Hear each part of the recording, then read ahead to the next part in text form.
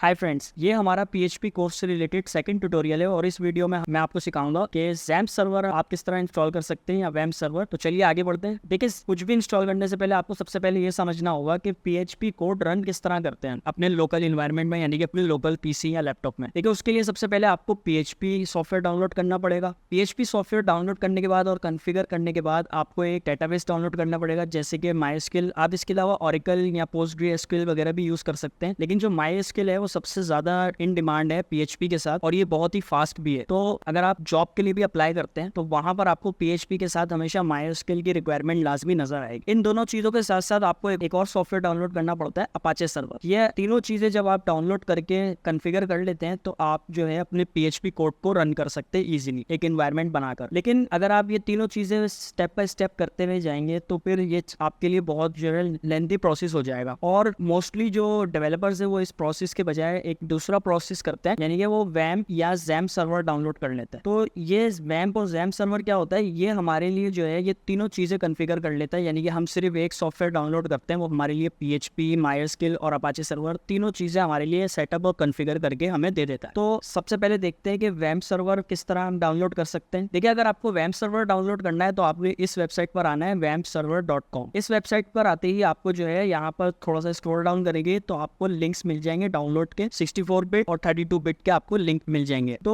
WAMP server अगर आप download करना चाहते हैं तो यहाँ से आके आप डाउनलोड कर सकते हैं, लेकिन इसमें एक प्रॉब्लम ये है कि ये सिर्फ और सिर्फ विंडोज पे रन करता है, ये मैक OS या लिनक्स पे रन नहीं करता। तो डेवलपर्स जो है मोस्टली इसको यूज नहीं करते, ज्यादातर लोग XAMPP को ज्यादा प्रेफर करते हैं। तो मैं भी इस वीडियो कोर्स के लिए XAMPP को ही डाउनलोड करूंगा। अगर आप WAMP डाउनलोड करना चाहें तो आप इसको भी यूज कर सकते हैं अपने PHP कोड को रन करने के लिए। अब आते हैं XAMPP सर्वर की तरफ। देखिए, अगर आपने XAMPP डाउनलोड करना है तो आपको इस वेबसाइट पर आना होगा, apachefriends.org। इस वेबसाइट पर आते ही आपको जो है XAMPP का डाउनलोड का बटन मिल जाएगा। अगर आप गूगल पे जाके सीधा सीधा XAMPP भी लिखेंगे तो आपको जो है ये पहला लिंक ही मिल जाएगा इस वेबसाइट का। आप इस पर आगे XAMPP को डाउनलोड कर सकते हैं। अब यहाँ पर आप देख सकते हैं कि आपको तीनों सिस्टम के लिंक्स मिल जाते हैं, जैसे कि विंडोज, लिनक्स और मैक OS। तो इसमें ये फायदा है XAMPP में कि आप इसको जो है अगर आप मैक OS यूज करते हैं उस पर भी आप इसको डाउनलोड कर सकते हैं, लिनक्स पे भी डाउनलोड कर सकते हैं और विंडोज पे भी आप इसको यूज कर सकते हैं। तो सबसे बेस्ट जो है ये XAMPP ही आता है और मोस्टली डेवलपर्स XAMPP ही यूज करते हैं अगर आप अपने लोकल सिस्टम में PHP को रन कर। XAMPP में X का जो मतलब है ये तो कंपनी का एक सिंबल है, इसके बाद A का मतलब है अपाचे, M का मतलब है MariaDB, P का मतलब है PHP और लास्ट P का मतलब है पर्ल। अगर आपको XAMPP डाउनलोड करना है तो आप यहाँ पर सीधा सीधा यहाँ से भी क्लिक करके डाउनलोड कर सकते हैं, या फिर आप जो है इसके डाउनलोड के ऑप्शन में जाकर भी आपको यहाँ पर सारे लिंक्स मिल जाएंगे। अगर आपने इसको 64 बिट में डाउनलोड करना है या फिर आपने इसका कोई ओल्डर वर्जन भी आपने डाउनलोड करना है तो आपको नीचे यहाँ पर साथ में ही ऑप्शंस मिल जाता है। तो आपको जो है लेटेस्ट वर्जन ही डाउनलोड करना चाहिए, जैसे कि ये 8.2.12 है। तो आप इस पे सीधा सीधा क्लिक करें। जैसे ही आप इसको क्लिक करेंगे ये आपको एक दूसरी वेबसाइट पे रिडायरेक्ट कर देगा और यहाँ पर ये थोड़ी सी बफरिंग के बाद आपका जो सॉफ्टवेयर है डाउनलोड होना स्टार्ट हो जाएगा। बट अगर कोई प्रॉब्लम आती है, जैसे कि यहाँ पर आप डाउनलोडिंग जो है स्टार्ट नहीं हो रही, अभी आप देखेंगे कि यहाँ पे डाउनलोडिंग स्टार्ट नहीं हो रही, तो उस केस में आपने क्या करना है ये मैं आपको बताता हूँ। देखिए, यहाँ पर इसने थैंक यू तो कह दिया लेकिन डाउनलोडिंग स्टार्ट नहीं हुई है, तो आपने इसको एक दफा बंद करना है और अगेन जो है आपने डाउनलोड के ऑप्शन में जाके आपने इसे क्लिक करना है। क्लिक करते ही ये आपको जैसे ही रिडायरेक्ट करेगा तो यहाँ पर प्रॉब्लम डाउनलोडिंग के नाम से एक ऑप्शन नजर आएगा। इस पे क्लिक करते ही यहाँ पे एक पॉपअप विंडो खुलेगी और यहाँ पर जो है आपको please use this direct link पे, यहाँ पे जो है डायरेक्ट लिंक है इसको आपने क्लिक करना है। जैसे ही आप इसको क्लिक करेंगे तो आपका जो सॉफ्टवेयर है XAMPP वो डाउनलोड होना स्टार्ट हो जाएगा। वो उस रीडायरेक्शन की वजह से अगर कोई प्रॉब्लम आती है तो आप यहाँ से इस तरह से भी इसको डाउनलोड कर सकते हैं। तो यहाँ से ये हमारे पास XAMPP इंस्टॉल होना स्टार्ट हो गया है। जैसे ये इंस्टॉल होता है तो इसको आपको सेटअप करके दिखाता हूँ। इसके बाद हम देखते हैं अगर विजुअल स्टूडियो कोड आपने कोड एडिटर डाउनलोड करना है तो आप यहाँ पे code.visualstudio.com इस वेबसाइट पर आ जाएंगे। अगर आप गूगल पे जाकर सीधा सीधा ये भी लिख देते हैं कि विजुअल स्टूडियो तो आपको जो है पहला लिंक इस वेबसाइट का मिल जाएगा। यहाँ पर आपको डाउनलोड फॉर विंडोज का लिंक का ऑप्शन मिल जाएगा, यहाँ से आप इसको डाउनलोड कर सकते हैं अपने सिस्टम के लिए VS कोड को। तो फ्रेंड्स आप देख सकते हैं यहाँ पर ये डाउनलोड हो गया है तकरीबन। तो जैसे ये डाउनलोड हो जाएगा तो आपने अपने फाइल्स में आना है और यहाँ पर आपको जो है XAMPP डाउनलोड्स के फोल्डर में आपको मिल जाएगा। इस पर आप जैसे ही डबल क्लिक करेंगे तो आपके सामने एक विंडो ओपन होगी इंस्टॉलेशन के लिए। आपने इसको येस करना है। येस प्रेस करने के बाद इसका सेटअप स्टार्ट हो जाएगा। यहाँ पर एक वार्निंग आई है आपके सामने, इस वार्निंग में आपने कुछ नहीं करना, जस्ट ओके कर देना है। ओके करते ही आपके सामने यहाँ पर सेटअप स्टार्ट हो जाएगा। आपने सबसे पहले यहाँ नेक्स्ट कर देना है। नेक्स्ट करने के बाद यहाँ पर ये सारे सॉफ्टवेयर जो है ये इस XAMPP के अंदर आपके सामने इंस्टॉल हो जाएंगे। अगर आपने इसमें से कोई सॉफ्टवेयर नहीं भी रखना, जैसे कि टॉमकैट या मर्करी मेल सर्वर, तो ये आप इसको अनचेक भी कर सकते हैं, लेकिन MySQL को आपने चेक ही रखना है। इस पर आप नेक्स्ट करेंगे और नेक्स्ट करते ही आपने यहाँ पे लोकेशन देनी है। अगर आप इसे C ड्राइव में नहीं रखना चाहते हैं, किसी और ड्राइव में रखना चाहते हैं, तो आप उसके लिए भी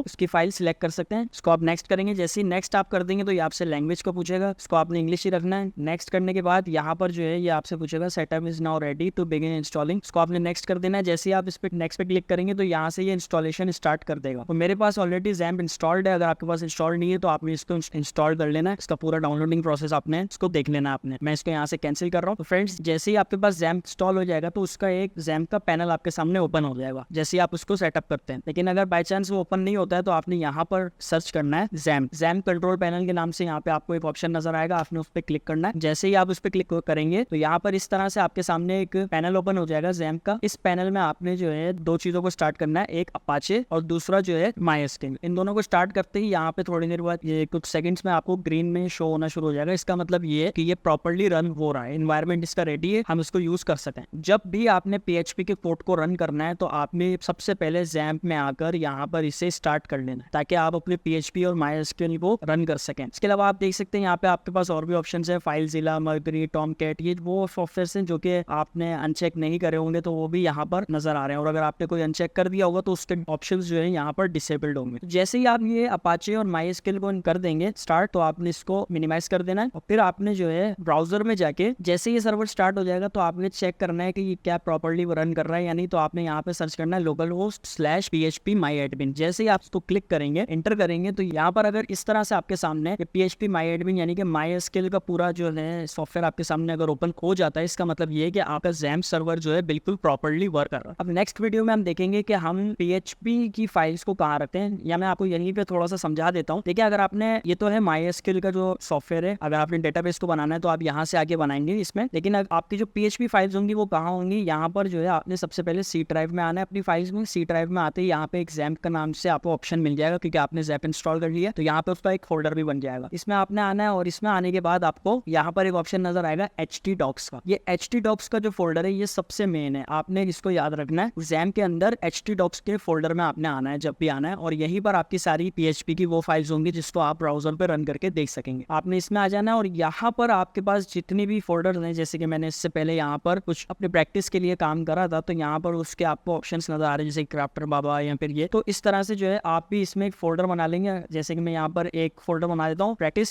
PHP के नाम से। आपने एक फोल्डर बना लेना है htdocs में, और इसके अंदर अब मैं यहाँ पर जो भी फाइल बनाकर रखूंगा PHP की वो ऑटोमेटिकली वो रन होगी। मैं यहाँ पर VS कोड भी ओपन कर लेता हूँ और यहाँ पर अपना फोल्डर ओपन कर लेते हैं, वही C ड्राइव में XAMPP के अंदर htdocs के अंदर जो हमने फोल्डर बनाया हमने उसको ओपन कर लेना है practice.php के नाम से। तो यहाँ पे मैंने ओपन कर लिया। अभी ये फोल्डर बिल्कुल ब्लैंक है क्योंकि इसमें कोई भी फाइल नहीं है। तो यहाँ पर हमें पहली फाइल बनाते हैं index.php के नाम से, index.php। PHP की फाइल जब भी आपने बनानी है तो उसकी एक्सटेंशन आपने .php से रखनी है, ये आपने याद रखना है। जैसे ही आप ये फाइल बना देंगे तो यहाँ से मैं एक छोटा सा कोड करता हूँ। अभी आपने इससे ज्यादा वॉर नहीं करना है कि ये कोड क्या है, ये मैं आपको आने वाली वीडियोस में समझाऊंगा। PHP हेलो वर्ल्ड, तो यहाँ पर मैंने एक सिंगल लाइन कोड कर लिया। अब हम इसको रन करके देखते हैं। तो यहाँ पर मैं नेक्स्ट टैब में ओपन करके देखता हूँ लोकल होस्ट। आपने इस तरह से लिखना है लोकल होस्ट स्लैश फोल्डर का नाम जो htdocs के अंदर आपने अपने जिस नाम से फोल्डर रखा था आपने उस फोल्डर का नाम यहाँ पे लिखना है प्रैक्टिस PHP, और फिर स्लैश डाल के आपने उस फाइल का नाम लिखना है। अगर मैं यहीं तक इसको भी इंटर कर देता हूँ तो यहाँ पर जो है ये रन हो जाएगा। लेकिन अगर आप पूरा पाथ भी लिखना चाहें तो आप कर सकते हैं index.php। तो ये आप देख सकते हैं कि ये जो हेलो वर्ल्ड जो मैंने लिखा था ये यहाँ पर रन हो रहा है। इसका मतलब ये है कि हमारा XAMPP सर्वर जो है वो बिल्कुल प्रॉपर वे में वर्क कर रहा है। मैं अगर यहाँ पर कुछ चेंजिंग करता हूँ, हेलो वर्ल्ड की जगह यहाँ पे लिखता हूँ हेलो आमिर, और मैं इसको सेव करता हूँ और यहाँ पर इसको रीलोड करके देखता हूँ तो देखिए यहाँ पर हेलो आमिर के नाम से ये शो हो रहा है। तो आप इस तरह से आप इसको टेस्ट कर सकते हैं कि आपका XAMPP सर्वर जो है वो बिल्कुल प्रॉपर वे में वर्क कर रहा है या नहीं। इससे नेक्स्ट वीडियो में अब हम PHP कोड को अपना स्टार्ट करेंगे कि हम किस तरह से PHP में कोड करते हैं। So thank you so much for watching this video. अगर आपको ये वीडियो पसंद आई तो लाइक, शेयर और सब्सक्राइब करिए ताकि हर न्यू आने वाली वीडियो का नोटिफिकेशन आपको मिल जाए।